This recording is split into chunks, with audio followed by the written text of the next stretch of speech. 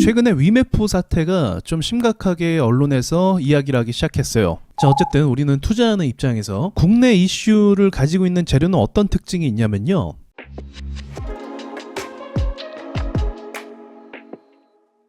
제가 얼마 전에 국내 세력은 국내 이슈에 한정돼서 움직인다고 말씀을 드렸잖아요. 그래서 정치 관련주 이런 것들을 말씀드렸습니다. 최근에 위메프 사태가 좀 심각하게 언론에서 이야기를 하기 시작했어요. 위메프로 물건을 사고 또는 뭔가를 예약했던 사람들의 피해액이 1,400억 이야기를 합니다. 그리고 개인들뿐만이 아니라 중소기업까지도 위메프를 통해서 물건을 판매했는데 결제 대금을 못 받는 이런 말도 안 되는 사태가 벌어지게 됐어요. 그래서 언론에서 엄청나게 집중해서 이 문제에 대해서 지금 보도하고 있고요. 아직도 문제가 해결되지 않고 너무 심각하니까 정부 지원 자금이 들어가겠다고 기사가 나온 상태입니다. 자, 어쨌든 우리는 투자하는 입장에서 국내 이슈를 가지고 있는 재료는 어떤 특징이 있냐면요. 반짝 특징이 있습니다. 자, 이게 무슨 말이냐면 어떤 후보에 대해서 또는 정책에 대해서 거기에 대한 종목들의 반응이 계속 올 수가 있겠죠. 워낙 국제적인 이슈니까요. 그런데 국내에서 일어나는 사건 이런 건요. 예를 들어서 지금 정부가 개입해서 문제를 해결한다 이렇게 얘기가 되면 이제 더 이상 언론에서 보도할 이유가 없어지게 돼요. 그리고 한국 언론의 특성상 또 다른 어떤 사건에 주목해서 또 기사 내용이 바뀌어 가기 때문에 유행이라고 해야 되죠. 며칠을 못 가서 또 다른 이슈가 또 사회적 이슈로 등장해서 그쪽에 또 조명이 되고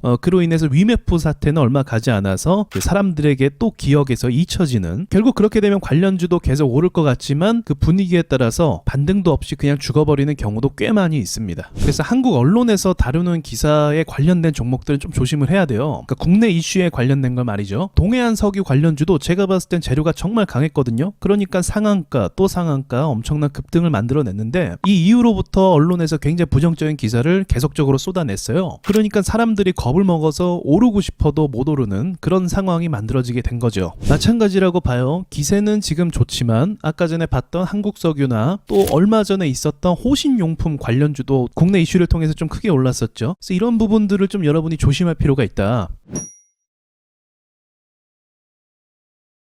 또 두 번째로 확인해야 될 게 종목의 성격도 확인할 필요가 있어요. 그러니까 무슨 말이냐면 평상시에 돈이 잘 붙는 주식이 있고 돈이 잘 못 붙는 주식이 있거든요. 저는 실제로 반사 이익이 있을 거라고 봐요. 왜냐면 위메프라는 경쟁 회사가 어쨌든 시장에서 퇴출되는 상황이니까요. 그런데 이렇게 또 생각하셔야 돼요. 그러면 매출이 어쨌든 반사 이익을 통해서 올라가니까 주식도 계속적으로 오를 거 아닌가라고 생각할 수도 있겠지만 이게 참 매출 같은 경우는 어떤 식으로 주식에 반영이 되냐면 드라마틱해야 돼요. 항상. 그러니까 위메프에서 가져간 수익이 모두 예를 들어서 예스24로 간다. 그러면 엄청난 드라마틱한 수익이 나겠죠.